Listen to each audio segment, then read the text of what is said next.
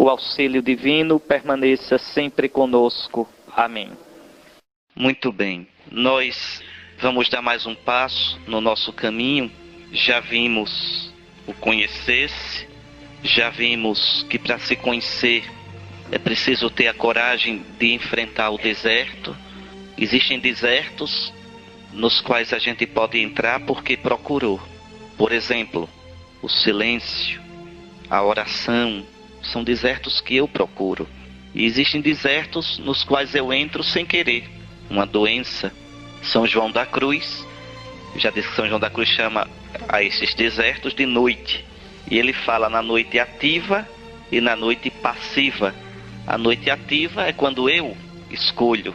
Eu escolho, por exemplo, renunciar a um tipo de alimento pela quaresma. Eu escolho renunciar a uma coisa que eu gostaria de fazer. Então é uma noite ativa. E aquelas noites nas quais Deus me coloca, que eu não esperava, que eu não pedi, e Deus me coloca para me purificar. Então, caminho para conhecer-se no deserto. E vimos ontem, não basta entrar no deserto, é preciso a coragem de permanecer. Permanecer. Não é fácil permanecer. Não é fácil perseverar. Quantas vezes a gente encontra pessoas que se entusiasmam na vida espiritual com todo fervor, aí a gente fica olhando, é bonito, mas a gente pergunta logo, por quanto tempo vai durar? Papai gosta de dizer que não existe Senhor do bom começo, existe Senhor do bom fim. Então vamos ver até quando vai perdurar, né? Então aqui é que está permanecer, permanecer, sustentar o combate. E hoje nós vamos ver o instrumento para a gente ter a coragem de permanecer, que é a ascese. Sem ascese, essa palavra que saiu de moda, talvez alguns de vocês nem tenham escutado falar dessa palavra, porque os padres hoje quase não falam sobre isso. E porque não falam sobre isso e não ensinam o povo isso, é que o cristianismo está se tornando uma religião de molenga, de moleirão, de gente sem fibra espiritual. Ascese. Bom, o bispo Teófano, o recluso, era monge e fizeram o coitado do bispo, tá vendo? Olha, era recluso e fizeram um bispo. Perguntou: se sairmos de nós mesmos, o que encontraremos? E ele próprio respondeu: encontramos Deus e o próximo. Observe que aqui parece haver uma contradição, mais para frente eu vou explicar. Porque eu disse entrar em nós, conhecer-se. E como é que agora eu estou falando em sair de nós? Mas eu falei em entrar em nós para não vivermos na superfície, para não vivermos na autoilusão. Esse sair aqui é um sair diferente. É o sair em direção a Deus e ao irmão. É o sair que só tem qualidade se eu primeiro me encontrei. Se eu primeiro me conheci, aí eu posso me dar realmente. Porque me conheço. Porque tenho o meu coração na mão. Porque me tornei Senhor de mim. Frei Inácio Larrañaga, naquela oração no Silêncio de Maria, tem uma oração que ele chama assim, evocação da capa. Tem a capa Virgem Maria, ele, olhando aquela capa, ele fez uma oração. E ali tem uma expressão que é linda, linda, desde a primeira vez que eu li aquilo, já que já faz muito tempo, mas não saiu mais da cabeça. És Senhora de ti mesma, antes de seres Nossa Senhora. Aí é que está, não é? Maria, és Senhora de ti mesma. Tu te conheces, tu és toda integrada interiormente, antes de seres Nossa Senhora. Então, é isso aqui. Eu entro em mim para me conhecer diante de Deus. Nunca esqueçam, viu? Esse conhecimento é diante de Cristo, é na luz de Cristo. Eu disse a vocês no primeiro dia, se eu entro em mim sem Cristo, eu me desespero. Ou me desespero, ou me mascaro porque não aguento ver minhas fraquezas. Porque isso não é brincadeira. Eu dou um exemplo a vocês do meu caminho mesmo. Quando eu entrei no mosteiro, sobretudo na Trapa, que é mais severa, a vida de silêncio. Então o que é que a gente vai descobrindo? Aos poucos, com o silêncio, com a solidão, o nosso eu profundo vai subindo. Nossas paixões, raiva, julgamento, maus pensamentos, sensualidade, preguiça, descrença, ira, tudo vai subindo. E a gente se acha, meu Deus, eu sou isso. Porque a gente, quando vive na superfície da gente, A gente diz, eu tenho os defeitos, mas gente, tanta gente pior. E nem a gente pensa que tem um defeitozinho aqui, que dá pra colocar um band-aid, um esparadrapo, um mertiolate e pronto. Mas no silêncio, na oração, a gente vai vendo que a gente não tem pecado. A gente é pecado. Que a gente é torto, é penso, é estruturalmente penso. É interessante isso. Aí quando o monge, já que esse retiro está todo baseado na experiência monástica, aí eu coloco isso um pouco para vocês. Quando o monge se depara com isso, a primeira tentação dele é o desespero. E sair, ir embora do mosteiro. Isso não dá para mim. Não dá. Entende? É o desespero. Ir embora do mosteiro. Ou então, se for safado, ficar mascarado. Dizer, é assim mesmo. É o que muita gente faz, infelizmente. Não digo no mosteiro, que eu não posso, mas na vida cristã. É assim mesmo. E fica com a chamada vida dupla. E aí você morre, mata a sua alma. Está morto. Pode ser padre, pode ser bispo, pode ser papa, pode ser monge. Está morto. Você está vivo diante de Deus enquanto você não tem vida dupla. Você pode cair 1000 vezes, mas você estará vivo diante de Deus enquanto olhar para ele e dizer, Senhor, eu pequei. Tem piedade de mim, pecador. Você está vivo. Esses monges aqui, que viviam no deserto, a maioria deles era gente rude, camponês, rude, que ia para o deserto. Às vezes não sabia nem ler e escrever direito. Aí faziam as esteiras, os balaios, e iam vender na feira em Alexandria. Alexandria era a maior cidade do Império Romano. Iam vender, depois voltavam para o deserto. E alguns lá nesse negócio de vender bebiam uma chica boa, uma 51. Aí depois davam uma passadinha nos bordéis, pintava e bordava. Aí, o que foi que eu fiz? Voltava a vida velha de safadeza, né? Que eram uns que se convertiam para o deserto. Aí dava uma passadinha nos bordéis, aí pronto, ia chorar. Chegava no deserto, pai, com o monge vai ver, eu pequei, o que foi que você fez? Aí contava. Mas veja, se arrependiam, lutavam. É aquilo que eu disse antes, o cristão não é o engomadinho. O cristão não é o certinho. O cristão não é o que não cai nunca. Mas o cristão é aquele que procura continuamente ajustar a sua vida na luz de Cristo. Aquela citação do Apocalipse que eu fiz ontem, que é tão preciosa. Estes, meu Senhor, esta multidão vestida de branco, quem são eles? De onde vêm? Estes são os que vêm da grande tribulação. Que tribulação? Esta, da vida. Lavaram e alvejaram suas vestes no sangue do Cordeiro. Mancharam as vestes na vida? Mancharam às vezes. Se não mancharam caindo, mas mancharam suando, lutando. Mas mancharam. E como alvejaram as vestes? Com as próprias forças? Não. Com o sangue do Cordeiro. Então, a gente é quebrado interiormente. É quebrado. Vocês fazem a experiência de olhar com calma, em paz, os seus sentimentos. Quantos julgamentos, quantos pensamentos homicidas. Não quer sentir, não, padre, eu não quis matar ninguém, não. Tem tanto jeito de matar, de eliminar o outro. Dizer, esse não vale nada. Esse aqui para mim está morto. Esse aqui, desse eu não espero nada que preste. Já sei que dele não vem nada que preste. Jesus diz, aquele que chamar seu irmão louco é réu do tribunal. O que quer dizer? Não é dizer você é louco, não é isso. É eliminar o outro. Desse não vem nada que preste. Desse eu não espero mais nada. Então você matou seu irmão. Ou seja, é alguém que não deve ser levado a sério. Aquele que chamar seu irmão cretino é réu do juízo, diz Jesus. É isso, não é chamar com a boca, não é essa coisa superficial. São as atitudes. Repare como Nosso Senhor chama a atenção para esse cuidado da pureza de coração. Bem-aventurados os puros de coração, porque verão a Deus. A gente pensa que pureza de coração é ser casto. É ser casto no sentido amplo. É muito mais do que a castidade na questão do sexo. Ser puro de coração é procurar sentir com o coração de Deus. Ver com o olhar de Deus.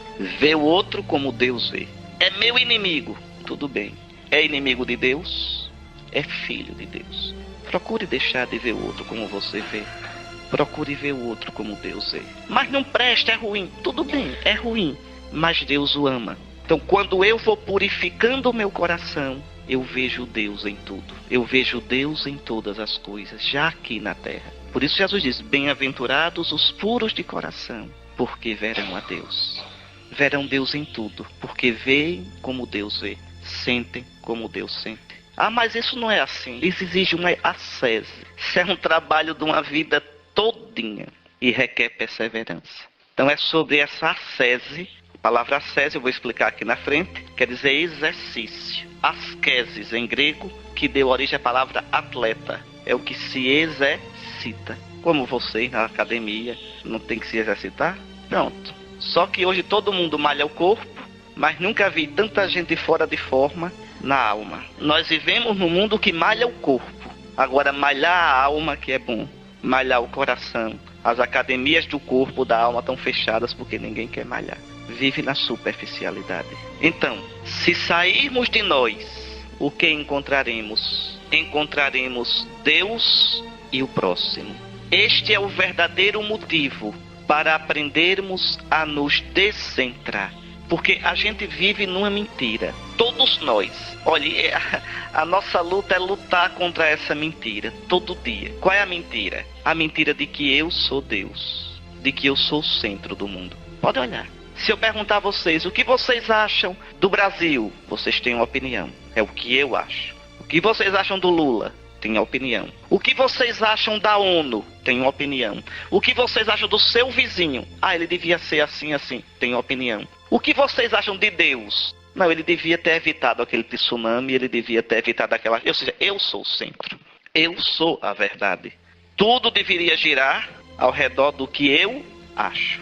Aquele ali é muito quadrado. Sim, é quadrado em relação ao que você pensa. Aquele é muito redondo. É redondo em relação ao que você... Quer dizer, eu sou o centro. Eu sou a medida. Eu sou o eixo. Mas isso é doidice.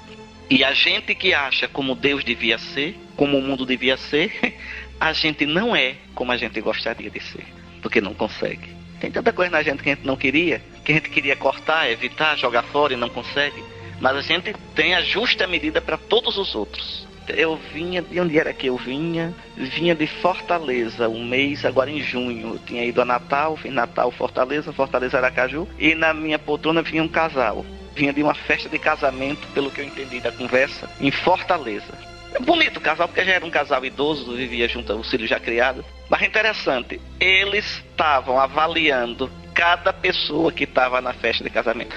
Você viu fulano? Ah, nunca mais tinha visto. Como é que tá a vida dele? Tá assim, tá assim, tá assado. Mas é incrível. Quer dizer, mas sempre o julgamento a partir de mim. Não é que estavam falando mal de ninguém, não. Mas aquele não tem juízo, aquele é assim. Mas é sempre a partir de nós. Então nós somos o centro.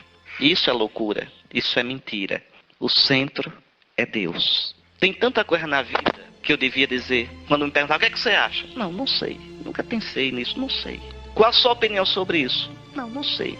Não tenho que ter opinião sobre tudo. Eu não tenho que ter a solução para tudo. Eu não tenho que ter a medida para tudo. O centro é Deus. É Deus. Tem tanta coisa na minha vida, na vida dos outros, as intenções dos outros, que a gente não sabe. Mas eu vi quando fulano fez isso. Tá certo, você viu. Você viu quantas vezes ele evitou fazer? Você viu a tristeza que está ou não está no coração dele depois que ele fez? Então a gente tem esse cuidado, esse desconfiômetro de não querer ser o centro da verdade, o centro do bem e do mal, o eixo do mundo. Essa capacidade de dar ao outro um espaço. O outro pensa diferente de mim, mas será que ele também não pensa certo? Não é? O Deus que vai comigo para a guerra vem com meu inimigo. É Deus meu e Deus dele. Em geral a gente diz, Deus está comigo. Tá, mas Deus está também com quem você não gosta. Aquele de quem você não gosta também diz, Senhor, tu és o meu Deus. A gente tende a reduzir Deus ao meu tamanho, a minha medida. Deus está comigo, me ama de todo o coração. E está também com aquele a quem eu não amo, que às vezes considera até meu inimigo. Então a gente sair do centro, deixar que ele seja o centro. Esse conhecer-se, esses desertos, esse permanecer, é para isso. Para que eu vá deixando Deus ser Deus na minha vida. Porque a minha tendência é, ao invés de Deus, ter uma ideia de Deus. Um Deus à minha medida. Um Deus ao meu serviço. Um Deus do meu tamanho. Um Deus que diz amém para tudo o que eu quero. Isso não é Deus, isso é um ídolo, é um boneco. Eu sou o Senhor vosso Deus, que não aceita suborno. Eu tenho que me converter a Ele, não Ele a mim. Então, este é o verdadeiro motivo para aprendermos a nos descentrar. O centro de gravidade do nosso ser deve ser colocado, deslocado de nós para o Cristo. Ele sim é ao mesmo tempo Deus e homem. É nosso Deus e nosso próximo. Encontrá-lo, amá-lo, olhá-lo, admirá-lo é encontrar Deus e encontrar o irmão. Por isso, olha, não se pode ser cristão. O cristianismo é uma religião muito difícil, porque é uma religião que exige o amor a alguém, a Cristo. Você, para ser um bom judeu, basta cumprir a Torá, a lei de Moisés, e amar a Deus. Você, para ser muçulmano, não precisa nem amar a Deus, basta cumprir os preceitos do Corão, obedecer. A palavra Islã quer dizer submisso. O bom muçulmano nunca vai procurar amar a Deus. É uma religião muito superficial, viu? O islamismo, muito exterior. O islamismo é o seguinte: cumpre os preceitos do Alcorão e pronto. Não interessa amar, dizer meu Deus eu te amo, não. Jejuar no Ramadã, jejua e pronto. É uma religião exterior demais. Mas no cristianismo, ser cristão é olhar Jesus nos olhos e responder essa pergunta: tu me amas? Tu me amas? Então não se pode ser cristão sem paixão por Jesus. Olhar Jesus, encantar-se com Ele. Não é com a doutrina de Jesus, primeiro, é com a pessoa de Jesus. Por isso o cristão deve sempre voltar ao Evangelho. Voltar para ver Jesus. Como Ele age, como Ele diz, como Ele faz, como Ele se coloca. É ser realmente apaixonado por Jesus. Por isso eu estava falando para vocês sobre esse livro, Cristo Minha Vida, e a imitação de Cristo. Porque nos dá essa graça, a graça da paixão, do encanto por Jesus. Do encanto por Jesus. De olhar para Ele, olhá-lo na cruz. Olhar a cruz do Senhor. Aprender. São Tomás de Aquino dizia: aprendi mais olhando a cruz do que em todos os livros do mundo. Isso é verdade. Isso é verdade. Olhar a cruz é tão doida, a cruz é tão escura, a cruz é tão absurda, e no entanto a cruz é puro amor de Deus. Ali eu vou aprendendo o quanto a lógica de Deus é diferente da minha, o quanto o meu modo de ver é diferente do modo de Deus. A cruz diz desespero, Deus na cruz diz esperança. A cruz diz absurdo, na cruz Deus diz amor, que dá sentido a tudo. A gente olha a cruz e diz fracasso, Deus diz vitória. Na cruz a gente olha e diz pecado, maldade do mundo que parece que vence. Deus diz amor, que vence a maldade e a morte e transforma a maldade do mundo em amor. A gente olha a cruz e diz sofrimento, Deus diz entrega amorosa. A gente diz morte, Deus diz ressurreição. Veja, a cruz é a chave para entender o mundo, a vida, a gente. A cruz é a porta, não tem outra porta para o céu. Existe uma brecha, viu, entre a terra e o céu. Esse céu que a gente nunca viu, esse céu que a gente não pode atingir, esse céu que a gente não sabe como é, mas existe uma brecha. Como se fosse um rasgão assim. Imagine uma lona aqui, separando essa parte de cá desse jardim. Uma lona bem grossa, mas existe um rasgão assim na lona, que se você encontrar, você atravessa e vai para o jardim bonito. Esse rasgão, essa porta estreita, é a cruz. Olha a cruz, olha a cruz. Aprenda de Jesus na cruz. Se encante com Jesus e você passa para o outro lado. E você já experimenta agora o que é o céu. Bom, vamos para aqui, senão hoje não termina. Então vejam, em Jesus a gente encontra Deus e o irmão. O entrar em si próprio, que propusemos no início destes exercícios, é para nos fazer sair de nós mesmos. O habitar conosco mesmos é para que aprendamos a nos enxergar e avaliar, mas sempre em referência a Deus. Eu me olhar, eu me avaliar, eu me ver na luz de Deus. O habitar conosco mesmos é para que então nos avaliemos em relação a Deus. O estar sós conosco diante de Deus é para nos fazer maduros e transparentes no trato com os irmãos. Então, aquilo que eu dizia no início do retiro, não é um caminho para o intimismo, eu estou na boa e o resto que se dane. Não, isso é o budismo. Isso é o hinduísmo que propõe um caminho desse, não o cristianismo. Não o cristianismo. Interessante, lembre quando Caim vai rezar. O que é que Deus pergunta a Caim? Onde está o teu irmão? Onde está o teu irmão? Então, a verdadeira piedade, a verdadeira relação com Deus me joga para o meu irmão. E Jesus diz, o que fizerdes ao menor desses pequeninos, a mim o fizestes. Vocês podem observar, Quem muito fala em caridade, quem muito fala em amor aos outros, quem muito fala em servir o povo e não reza, não serve nada e é uma coisa exterior. É uma coisa exterior. Agora, quem nem fala nisso, mas reza, tem uma vida espiritual verdadeira, não fajuta também. Se abre em compaixão, carinho, cuidado, atenção pelas pessoas, por quem sofre, por quem está só, por quem chora, por quem está na miséria. Porque aí a gente ama com o amor de Jesus, com o coração de Jesus.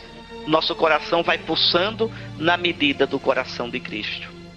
Pois bem, a palavra santa, quer dizer a Bíblia, e a experiência nos ensinam que somos desequilibrados, feridos, donos de um coração dividido, fragmentado. São Paulo traça um quadro desolador do homem entregue a si mesmo. Vocês podendo leiam, viu? Romanos 7, 14 a 25. São Paulo vai dizer, né? Eu não sei o que acontece comigo. Não faço o bem que quero e faço o mal que não quero. Ele diz, o querer o bem está ao meu alcance. Mas quando eu vou fazer o bem, muitas vezes é o mal que eu faço. E aí ele pergunta, ele diz, infeliz de mim, quem me libertará deste corpo de morte? Corpo aqui para São Paulo, quer dizer, esta situação de morte. Quem me libertará dessa humanidade ferida? E ele responde, graças sejam dadas a Deus, por Jesus Cristo, Senhor nosso. Isso mesmo, é Cristo Jesus, Senhor nosso, quem nos recompõe, quem nos restaura segundo sua imagem bendita. Deformados pelo pecado, somos conformados a Cristo. Somos conformados a Cristo ressuscitado, para sermos um dia transformados à sua imagem. Então vejam, somos deformados, mas à medida que formos conformados a Cristo, seremos transformados nele. O que são os santos? Os santos são essas coisas lindas, essas pessoas, esses homens, essas mulheres que foram totalmente transformados em Cristo. Totalmente. O santo é o evangelho explicado. Quem melhor explica o evangelho não são os estudiosos, não são os teólogos. Quem explica o evangelho são os santos. Quer entender o evangelho? Leia a vida dos santos, vocês vão ver o que é o evangelho. Vocês vão ver o que o evangelho, o que Cristo, o que a graça provoca na vida da gente. Às vezes diz, esse santo é doido. É. Por que você diz que ele é doido? Porque ele deixou de ser o eixo da vida dele e colocou outro eixo, o Cristo. Uma Madre Teresa de Calcutá, não é doida? Largar tudo, para cuidar dos pobres de Calcutá, e eram tantos que ela não dava conta. Não é doida uma pessoa dessa? 200, 500, 1000 pobres, mendigos, leprosos, e ela cuidando desse com todo amor, como se fosse só ele. Quando esse morria, ela ia para o outro. Não é doida uma criatura dessa? É, aos olhos do mundo é doida. É doida. E no entanto é mais sábia do que nós todinhos. Um Francisco de Assis que deixa tudo, não é doido? Um São Paulo que é decapitado, que perde tudo, que vai dizer mesmo, por causa de Cristo, eu perdi tudo. Perdeu mesmo. A dignidade que tinha, a família, as amizades, foi considerado um maldito, um proscrito pelos judeus. Não é doido? Mas por quê? Qual foi a doidice desses homens, dessas mulheres? Eles quiseram que Cristo fosse de verdade o eixo da vida deles. E foram livres. E foram felizes. Foram felizes. Enquanto a gente colocar na cabeça da gente, eu tenho que ser feliz, eu tenho que ser feliz de qualquer jeito, eu só tenho essa vida e eu tenho que ser feliz, nunca será feliz. Nunca. Nunca. Aí eu vou ser sempre frustrado, porque eu tenho o meu projeto de felicidade. E eu tenho que... Agora, no dia que eu esquecer essa história de ser feliz e botar na cabeça o seguinte, eu sou fruto do amor de Deus. Vim ao mundo para te amar, Senhor, para fazer a tua vontade. E eu me jogar de verdade nele, na vontade dele. Aí um belo dia eu vou dizer, eita, eu sou feliz e não sabia. Oi, repare, eu sou feliz. Fui feliz a vida toda. Essa é a verdadeira felicidade. Santa Teresinha tem uma frase tão bonita. Quando esqueci de mim, fui feliz. Não, eu não sou feliz porque eu queria que a minha vida fosse assim e não foi. Então eu sou frustrado, não sei o quê. Homem, esqueça de você. Esqueça. Jogue-se em Deus. Essa vida que você tem, como vivê-la? Amando a Deus, amando os outros. Vá, tente, arrisque. E você vai ver que será feliz. Mas enquanto estiver agarrado ao meu projeto de felicidade, a minha medida de felicidade, a minha miragem de felicidade, eu não serei feliz. Como dizia Santa Teresa, é um nunca acabar. É uma insatisfação que não termina nunca. Olhe, acreditem nisso. É preciso tão pouco para a gente ser feliz. Tão pouco. Não é preciso muito. Podem acreditar. A gente é que coloca maluquice na cabeça, miragem na cabeça. A gente cria falsas necessidades. A gente cria expectativas megalomaníacas para a gente. E o mundo é mestre em colocar para a gente parâmetros de felicidades falsos. Ter o corpinho daquela atriz, ter a feição daquele ator, ter o sucesso daquele famoso, aparecer naquela coluna social, é ter esse vestido novo para aquela festa, ter não sei o que. Quanta bobagem. E a gente vai ficando dependente disso, escravo disso, e não é feliz nunca. Porque tudo isso depende da avaliação dos outros. Onde está a verdadeira felicidade? Quando eu entro em mim mesmo, encontro Deus. Entrei no país da paz. E encontrando Deus, encontro os irmãos, os outros, numa vida simples. Pronto. Essa felicidade é a única verdadeira. O mundo nem pode dar, nem pode tirar. Mas Jesus disse, eu vos deixo a paz. Eu vos dou a minha paz. Não vou lá dou como o mundo dá. Mas para isso, repito, é preciso que a gente se deixe. Que a gente coloque o Senhor como o centro. E não a gente. E não a gente. Bom, vamos ver. É isso que São Paulo diz, que Jesus nos liberta. Olha assim como trouxemos a imagem do homem terrestre, esse homem quebrado, assim também, com a graça de Cristo, traremos a imagem do homem celeste, de Jesus, morto e ressuscitado.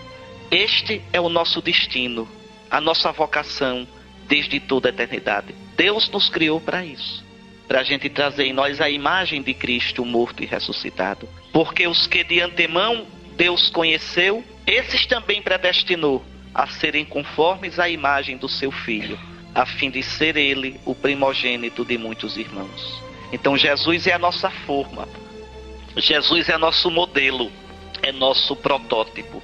Não ser como Jesus é ser deformado. Não ser como Jesus é não chegar a ser gente de verdade. Esse é o paradoxo do ser humano. Eu só me encontro a mim saindo de mim. Eu só me encontro se eu me perder nele. Me perco nele e nele eu encontro tudo.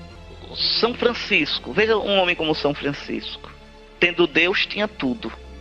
Mas para chegar a ter tudo, para chegar a ter Deus, foi preciso deixar tudo. Esse deixar tudo, no caso de vocês, não é deixar a família, a casa, o emprego, o dinheiro, não é isso. É deixar-se. É o que Jesus disse no Evangelho domingo passado. Jesus disse assim, repare, vendei os vossos bens e dai esmola. O que ele queria dizer com isso? Não é que vocês vão vender o que vocês têm e vão dar tudo de esmola. Isso vocês não podem fazer. Mas ele quer dizer, relativizai os vossos bens. Não vos apegueis. Dai esmola. Quer dizer, colocai vossos bens a serviço dos outros. Bens aqui não é só dinheiro, casa, bem material, não. Vosso tempo, vossa inteligência, vossa criatividade, vosso poder, vosso sucesso. Quer dizer, não vivam só para vocês. Abram-se para os outros. É como aquela outra, no outra semana, aquela parábola, Jesus prevenindo. Diz, um homem, o terreno dele produziu muito fruto.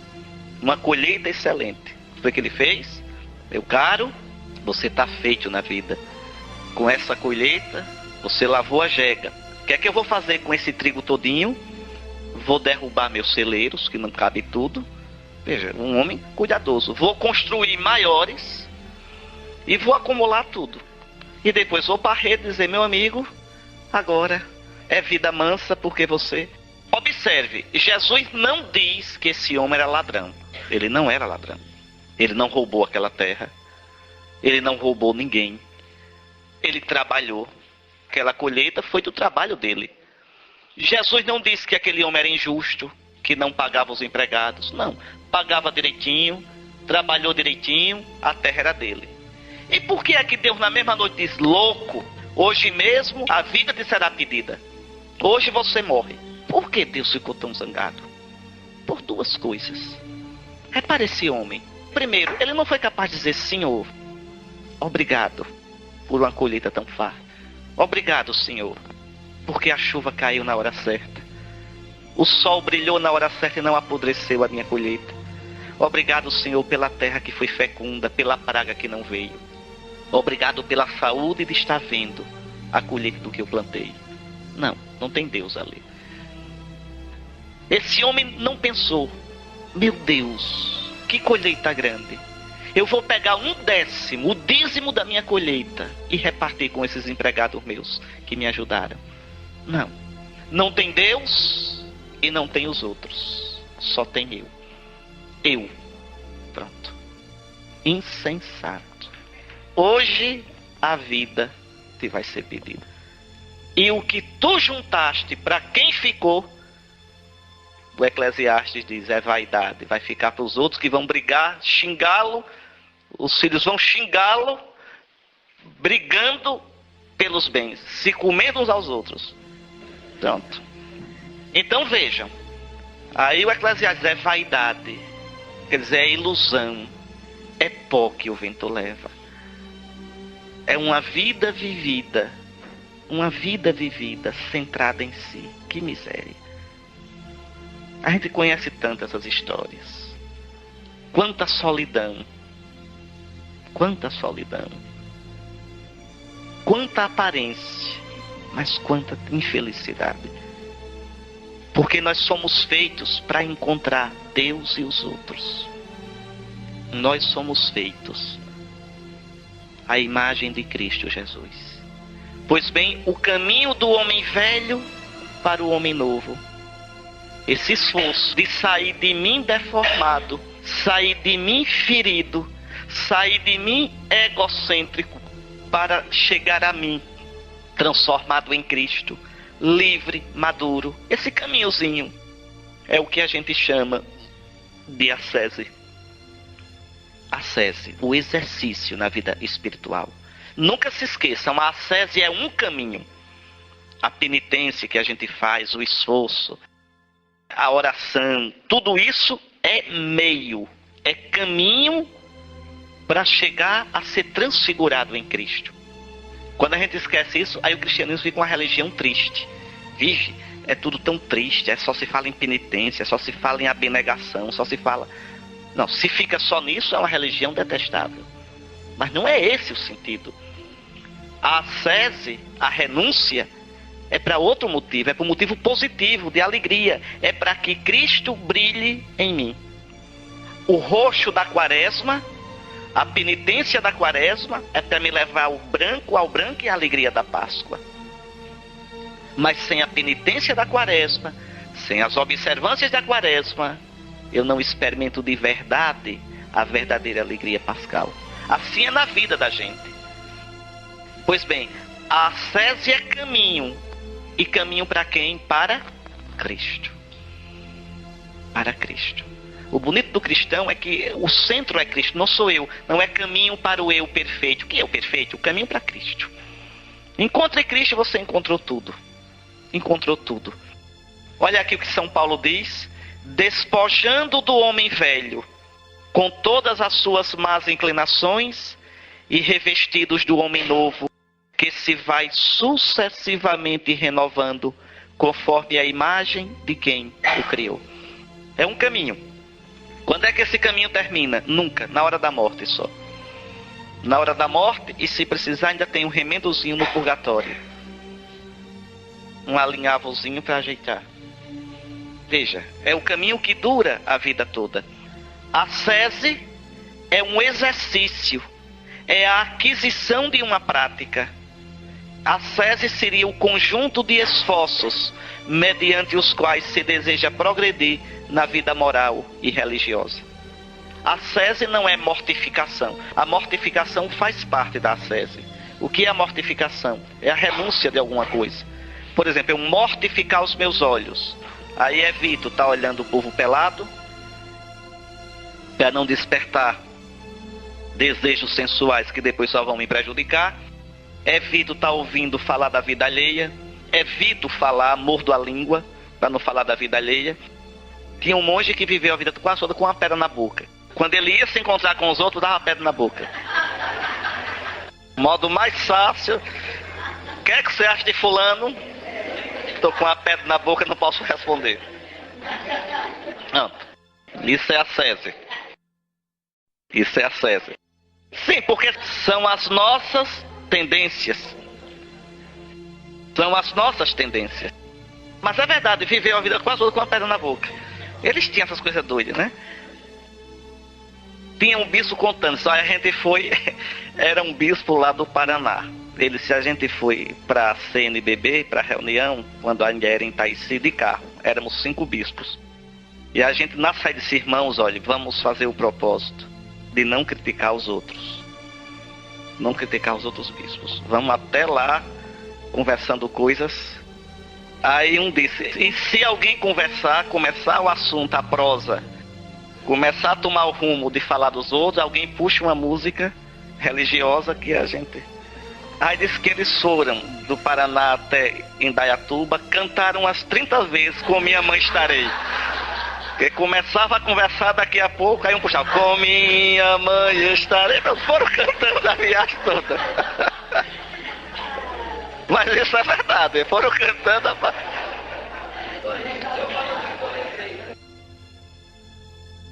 Então a mortificação faz parte da ascese. A ascese é o todo. Vou dar exemplo de ascese. Eu ser moderado no comer. Eu comer para viver e não viver para comer. Isso é ascese.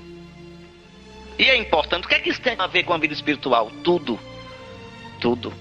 Porque o alimentar-se é um dos nossos instintos básicos.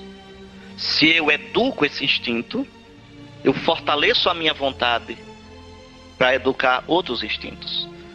Os 2 instintos básicos do homem são o comer e a sexualidade. O comer, porque é para manter a minha vida. A sexualidade, porque é para perpetuar a espécie. Então são os 2 instintos básicos do homem.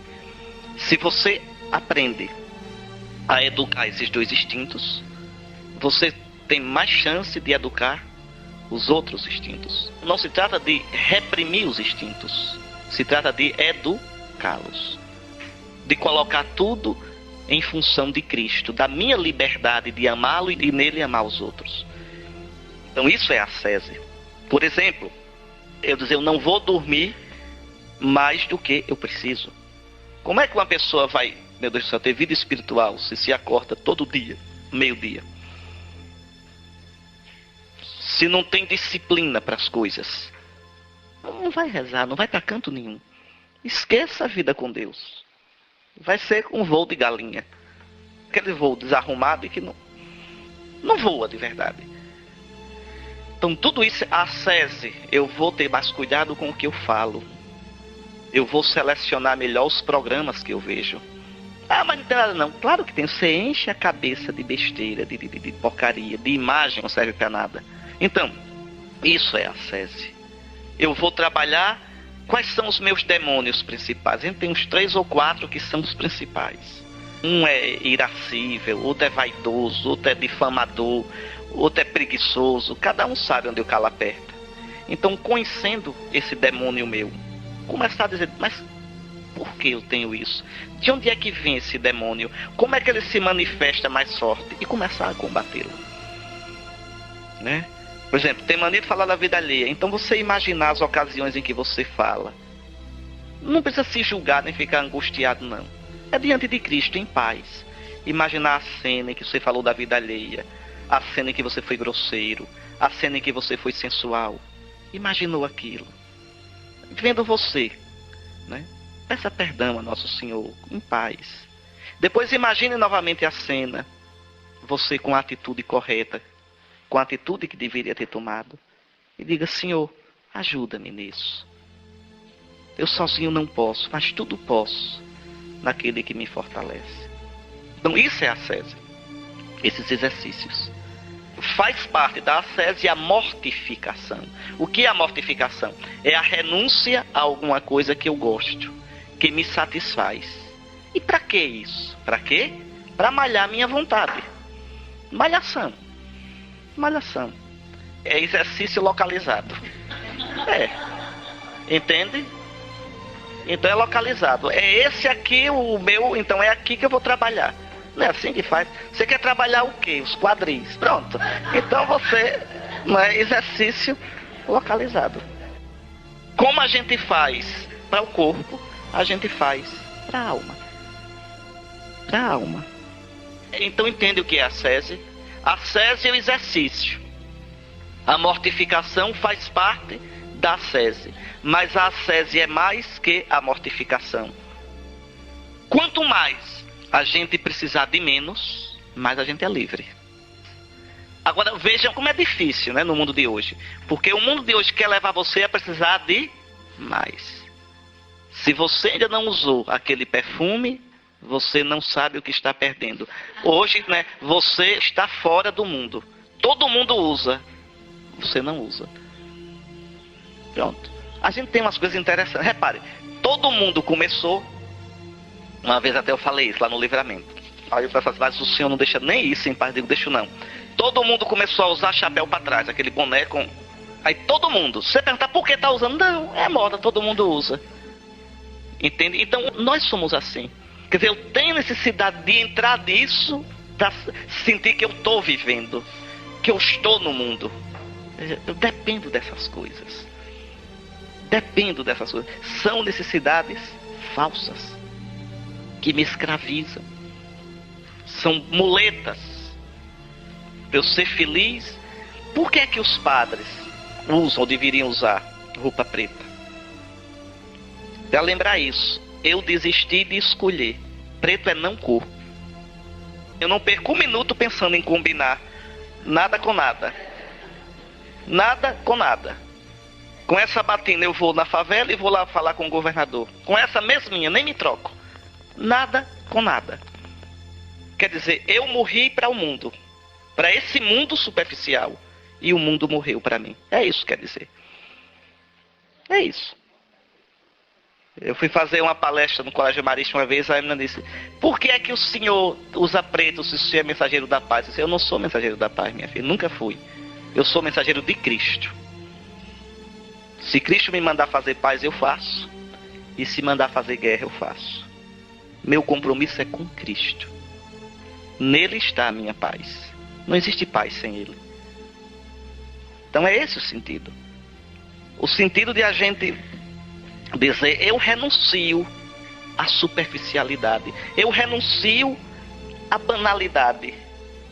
Eu renuncio a me preocupar com essas coisas fúteis. Mas não é por falta de amor à vida. É porque a vida é bonita demais e preciosa demais para a gente gastar com besteira. Entendam isso. Né? O Padre Zezinho tem uma música para Santa Clara. Clara, ou Clara, me diga por quê. Por que deste mundo te foste esconder? Tu eras bonita, de classe maior, teu pai era nobre, patrão e senhor. Aí ela diz assim, eu era bonita, tranquila e feliz, e fui me esconder no mosteiro de Assis. Será que esta vida é viver e morrer? Será que essa vida é só isso? Será que esta vida é viver e morrer, cheia de futilidade? Um dia, porém, eu parti, fui viver. Viver de verdade. Então aqui é que está a questão. Quando a gente deixa por Cristo, não é por ódio à vida. Não é por ódio ao mundo, no que o mundo tem de bonito. Por que é que vocês estão aqui? Por que é que estão aqui? Porque querem viver de verdade. Porque estão procurando uma vida melhor, no sentido positivo da palavra. Porque não querem se conformar com a banalidade, com a vida superficial. E o mundo nos convida para isso o tempo todo. Minha gente, é uma coisa que a mim me angustia muito. Porque nossos antepassados tinham tanto menos do que nós. E eram mais felizes e equilibrados. Porque nossos antepassados nem de longe sonhavam no bem-estar que nós temos. E eram mais centrados, sabiam suportar melhor o sofrimento, sabiam ter paz diante da provação. Por quê? Hein? Vejam, eu ainda alcancei pequenininho, a Dendinha Rosinha fazendo renda, né? Pronto, sentadinha ainda alcancei, ainda vi algumas vezes, né? Ali com os dedos. Era monja e não sabia. Era monja, não fazia cesta nem balaio, fazia renda. Sentadinha ali e cantando o ofício de Nossa Senhora de cor, o dia todinho. Veja, ela não sabia, mas aquilo era oração contemplativa. As mãos ocupadas e a mente e o coração livre. Pensando em quê? Nas coisas do céu. Vejam, por que esse povo tinha essa sabedoria? Ela não precisava de televisão, nem de internet, nem de muito divertimento. E pergunta, a senhora é feliz? Oxente, não quero outra vida. Pois é, mas vocês vejam a sabedoria que os antigos tinham. Então, essas renúncias que a gente propõe aqui, não é por ódio à vida. O cristianismo não é uma religião triste nem inimiga da felicidade ou da vida. Ou como diz aquele jornalista boboca, o Fernando Rodrigues, que assina a Folha de São Paulo, que o cristianismo é uma religião que vive às custas de desenvolver o complexo de culpa nas pessoas. O pecado. Não, não é isso. Não é isso. Pelo contrário, o cristianismo quer que você descubra o que você é, sem se mascarar. E que assim como você é amado e chamado a crescer. Então, olha, é interessante observar que por trás do convite à ascese está uma imagem humana positiva. Podemos trabalhar nossa natureza, aprimorá-la. Não estamos entregues irremediavelmente às nossas aptidões ou às lacunas de nossa formação. Nada de fatalismo ou determinismo. Então, quando os cristãos falam em ascese, é porque eles, na verdade, creem que nós podemos melhorar. Não, eu sou assim, eu nasci assim. Não, nasceu assim? Pois mude. Tem esse defeito? Pois lute. Lute. Não se entregue. Não se entregue. Veja hoje, os pais não sabem mais isso. Como os pais não têm mais referência em Cristo, vejam que coisa séria. Quando a gente é cristão de verdade, a gente sabe que o homem perfeito é Cristo. Que a verdade do homem está em Cristo. Então eu tenho um modelo de ser humano, Cristo. O que Cristo pede, o que Cristo diz que é verdade, o que Cristo diz que é correto. E aí educo os meus filhos, exijo dos meus filhos, corrijo meus filhos, castigo meus filhos, para que eles sejam o castigo, fique de castigo, uma palmada, é ascese. Para quê? Para que eles tenham a forma de Cristo. Como hoje a nossa sociedade, as pessoas perderam Cristo de vista, então não tem mais um modelo de ser humano. Se eu não tenho uma forma, um modelo, eu não formo. Se criam tudo aí, sem limite, sem um projeto de existência humana. Vejam, e aí a gente destrói a pessoa. Destrói. Nós todos precisamos ser formados, porque nascemos deformados pelo pecado. Então, na verdade, formar é um ato positivo, de dizer, eu creio que você pode ser mais do que isso, eu creio que você pode dar o melhor de você, eu creio que você pode se superar. É o que Deus faz conosco. Deus nunca desculpa, Deus perdoa, não desculpa. Desculpar é não, você não fez não, viu? Fez, mas não fez não, esqueça, deixe pra lá. Isso não é educativo. Educativo é dizer, você fez, você errou, mas você pode se arrepender e corrigir isso aí. Não faça mais. Você pode ser melhor do que isso. É assim que Deus nos trata. Treine, lute para ser melhor. Treine, lute contra o seu pecado. É o que Deus diz. Ama o pecador e odeia o pecado. Pois bem, olha o que diz o abade Zacarias. Quem se aplica com esforço a tudo o que faz é um monge.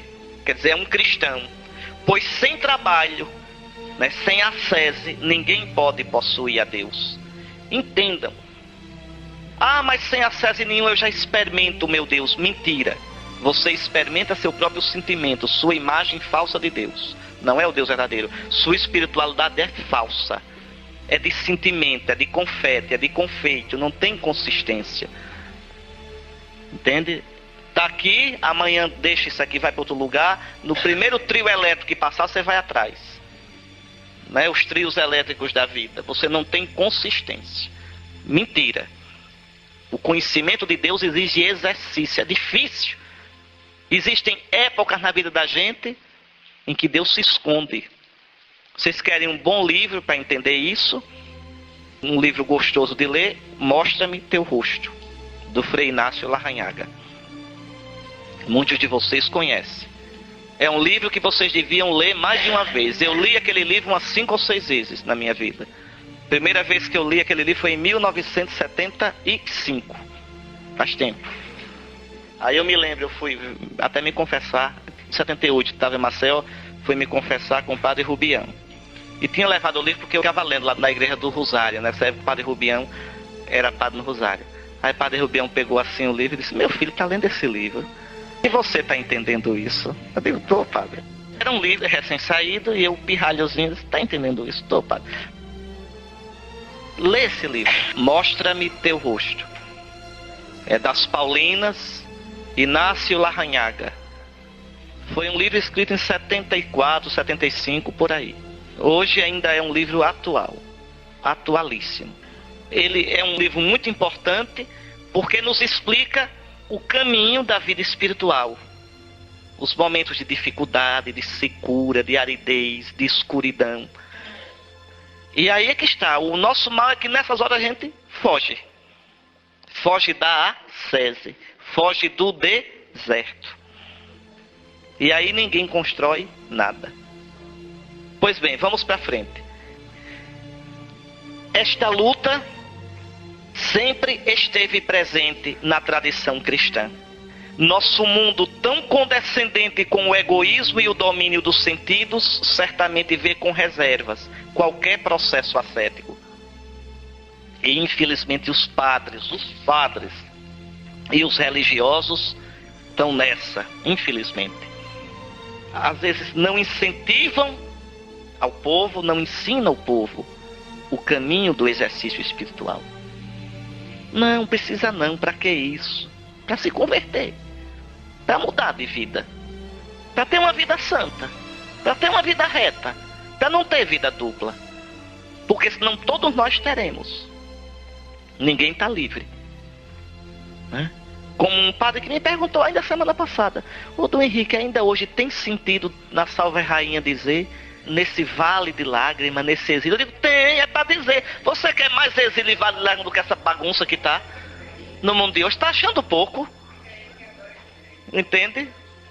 Crack não é vale de lágrimas não.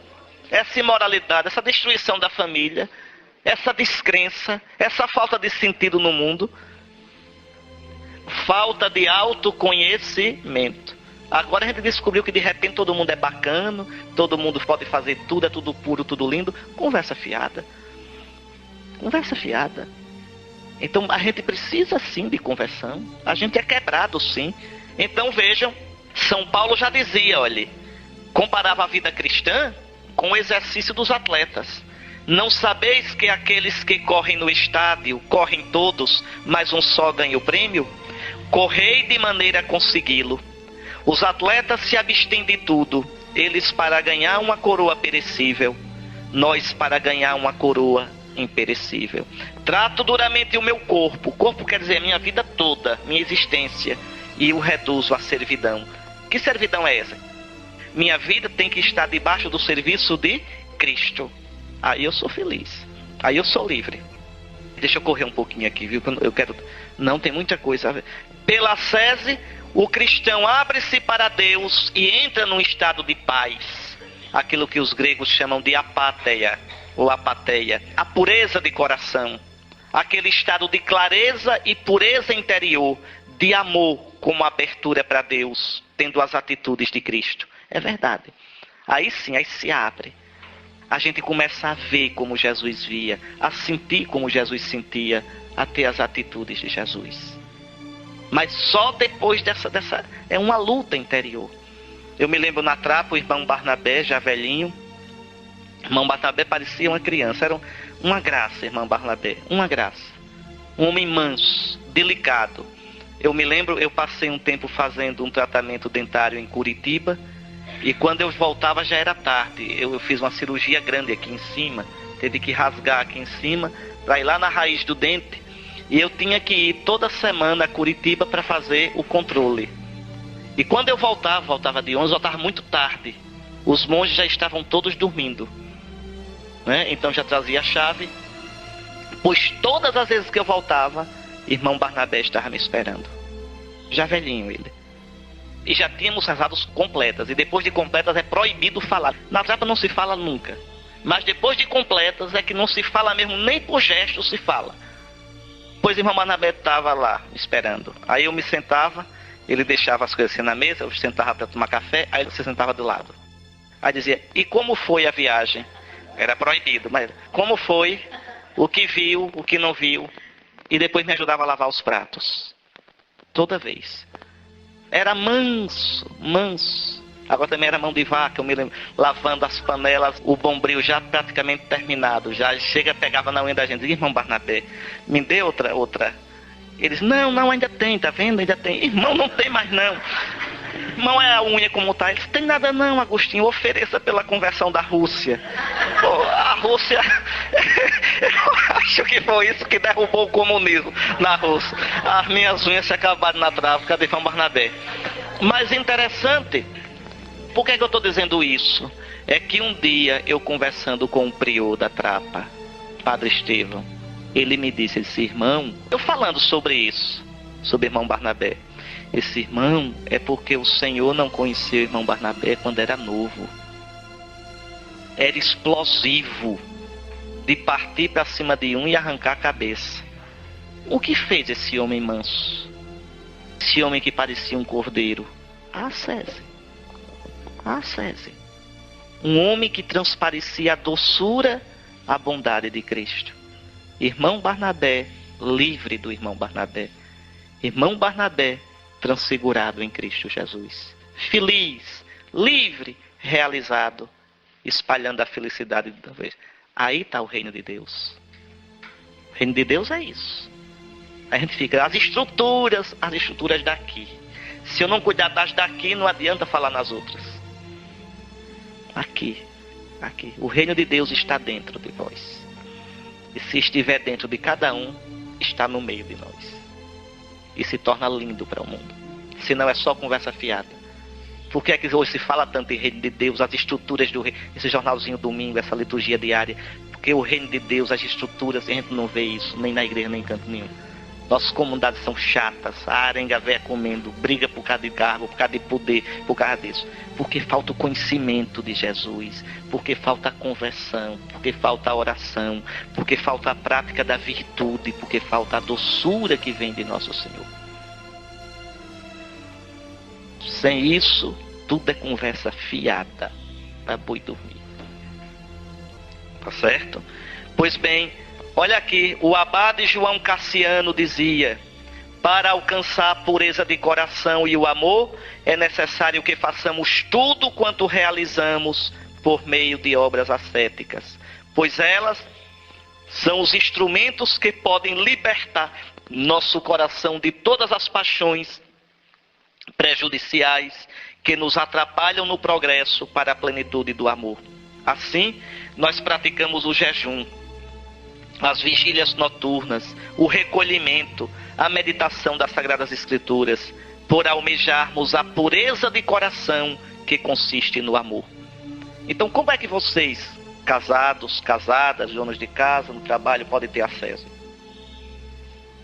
Procurando um estilo de vida mais simples. Mais simples.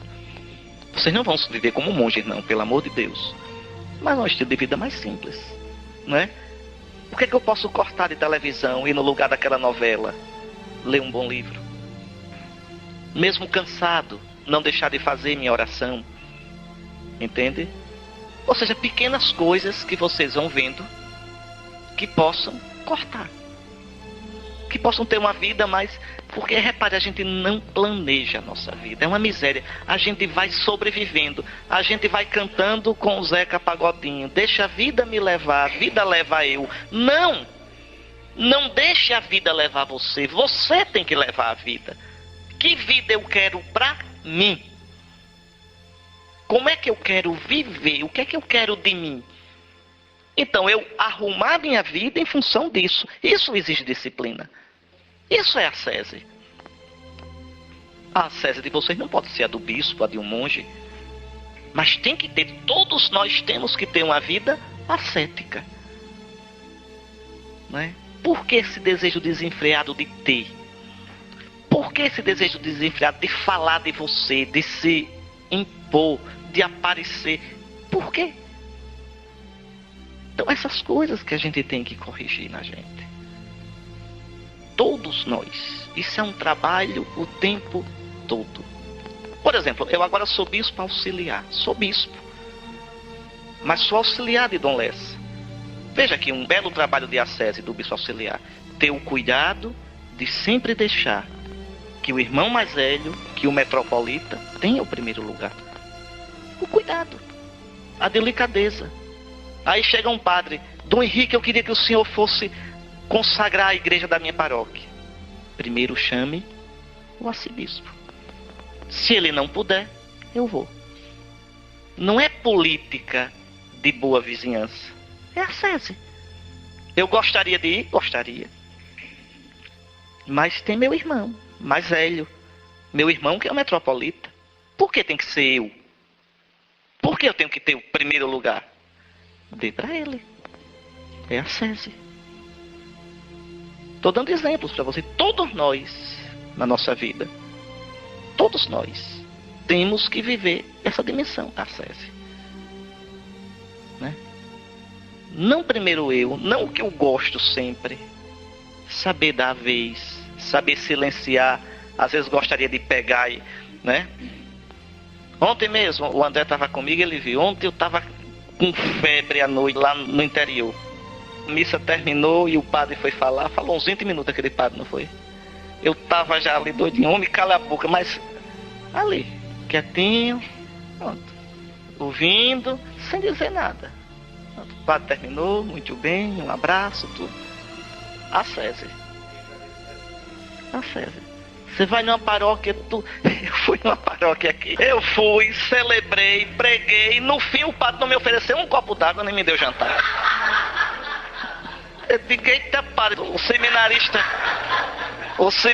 que estava comigo, quando eu voltei, eu digo, meu filho aqui mesmo, eu já liguei, que eu já peguei o telefone aqui do Shining Box, eu já liguei do caminho, digo, meu filho, prepare aí um prato e leve logo, que era para quando chegar a comer, que está se acabando de fome. Chegamos quase 11 horas da noite em Aracaju, tudo com fome. Veja, aí você tem que maneirar para não pegar o padre pela goela, entende? Aí depois chama e diz, eita padre, você esqueceu naquele dia de dar comida ao bispo, nem perguntou se eu tinha. Mas com jeito, tudo isso é ascese. Ascese. Mas a gente tem que se segurar. Isso tudinho é ascese.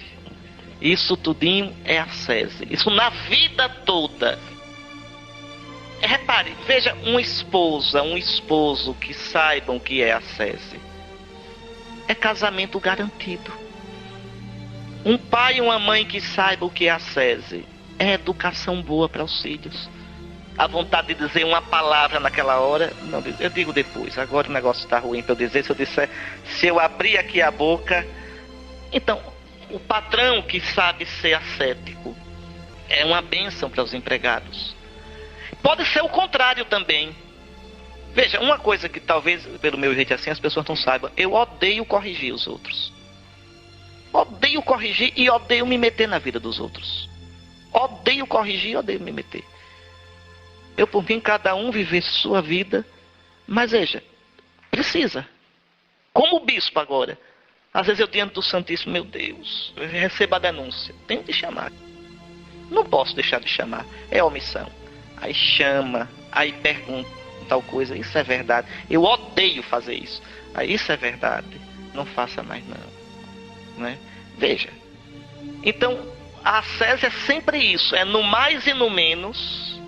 O que é de mais, eu ir diminuindo. O que é de menos, eu ir aumentando. É ascese.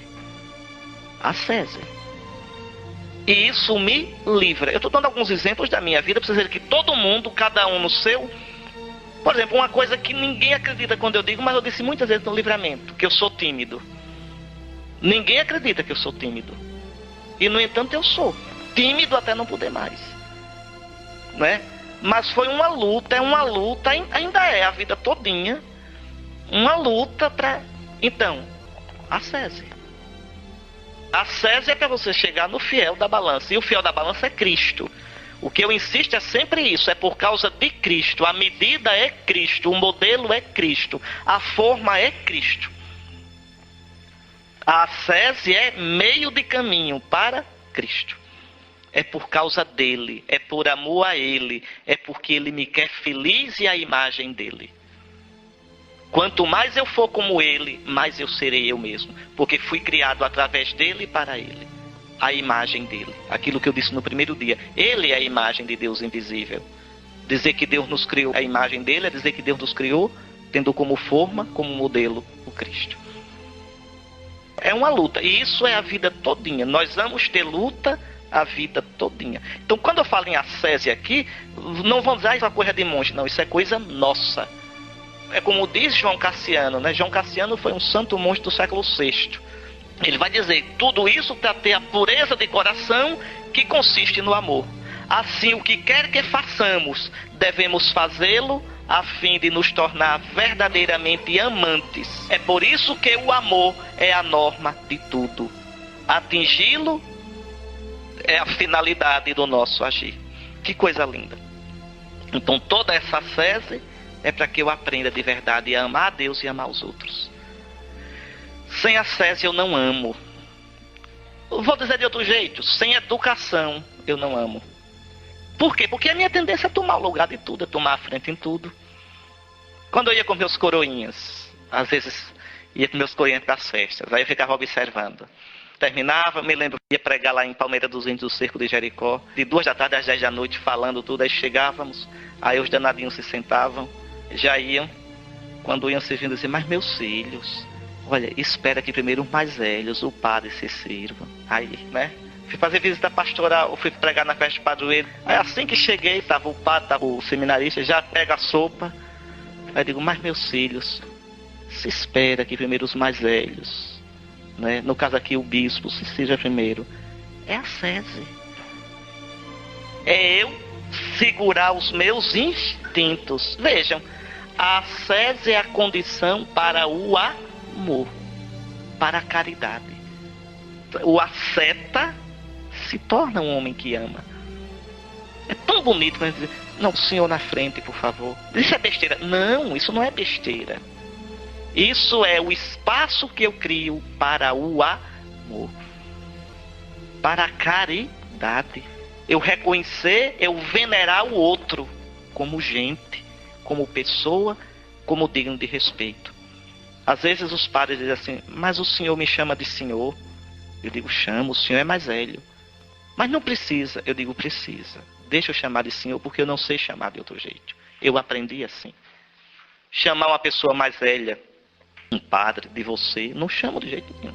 Chamar o padre Lempe de você, não, eu sou superior dele, sou o bispo dele. Mas e os anos que ele viveu? O que ele deu à igreja? Um sacerdote venerável, eu chamar de você? Chamo não. Entende? Como me incomoda quando eu vejo um pirralho chegar para mim, você, epa. Entende? Não é porque faça questão disso. É porque esse é o espaço para a caridade, para o amor. Eu reconhecer a dignidade do outro. Isso é ascese. Compreende? Quer dizer, a gente aprender a se disciplinar. Então a finalidade da ascese é a aquisição do amor. É parecer com Jesus.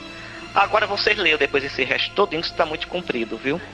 Leiam aqui. Eu coloquei aqui as práticas ascéticas um pouquinho. Expliquei, vejam, só uma coisa bem prática nesse número 4. É importante a gente, quando for na nossa vida ascética, quando for se confessar, era muito bom que vocês não vivessem trocando de confessor. Era muito bom que vocês escolhessem um padre para confessar vocês. Por quê? Porque aí ele conhece um pouco você. Porque uma coisa é a confissão. Na confissão eu coloco meus pecados, o padre ouve, dá um pequeno conselho, uma penitência e absolvição. Isso é a confissão. A direção espiritual eu coloco um pouco a minha vida, as minhas atitudes, as minhas tendências. E o pai espiritual ou a mãe espiritual vão orientando. Então, se vocês conseguirem, né, alguém para ser pai ou mãe espiritual, pode ser um padre ou um leigo, agora de cabeça, que tenha o senso das coisas de Deus e maturidade, não doido. Então pode ser um leigo. Se não, aí vocês aproveitam já na confissão. Por isso que eu digo, com um padre só fica mais fácil. Você coloca um pouco os seus pecados e um pouco mais não precisa ser uma conversa muito comprida, não precisa. Por exemplo, hoje eu queria conversar com meu pai espiritual sobre minha vida de oração, sobre meu modo de usar meu dinheiro, sobre minha vida de família. Então coloca um pouco, faz um pouco, cada vez um aspecto. Então isso já é direção espiritual. E aí, uma coisa que eu peço é colocar para o padre, que quando vocês forem se confessar, agora um padre de juízo, o que vocês estão fazendo de ascese, para que ele diga se está de mais ou se está de menos. Isso é importante, para a gente não... Porque às vezes a gente desapruma na medida. O pai espiritual, se for possível, se não for, paciência. Façam, procurando ter bom senso. Por isso que eu coloquei aqui algumas coisas, né? Que às vezes fazem umas promessas, umas coisas tão doidas, umas asceses tão doidas, não. A ascese não deve ser coisa exótica. Existia muitos desses monges que caíam em coisas exóticas. Por exemplo, os estudistas, que viviam a vida todinha trepado numa coluna. Era São Simão estudista, vivia a vida todinha trepado numa coluna. Todinha, dormia tudo trepado na coluna. São excessos. Excessos. Uma abadesa, esqueci o nome dela agora, que viveu a vida todinha trancada, mandou fechar tudo sem janela, sem nada. Então são excessos. Às vezes a gente pode ter excessos. Às vezes até arruinar a saúde. Às vezes ficar com ideia fixa em alguma coisa. Então, aqui se requer o bom senso. Se não tiverem um diretor espiritual, tenham pelo menos essa coisa tão santa. Bom senso. Tá certo? Pronto. O resto dá para vocês lerem sozinhos, tranquilamente. Agora veja, um pouquinho de ascese, viu? Eu volto a insistir. Um pouco de silêncio. Eu sei que não é fácil, sobretudo porque essa casa é muito fechada. Eu vou para minha casa e faço. Agora vocês, então... Eu recomendo isso. Agora eu pedia isso só pela caridade para com os outros. Quem estiver subindo pelas paredes que não pode ficar calado, vem aqui para perto do rio, aqui para fora, porque o irmão também está querendo fazer um retiro mais, tá certo? Só essa recomendação mesmo.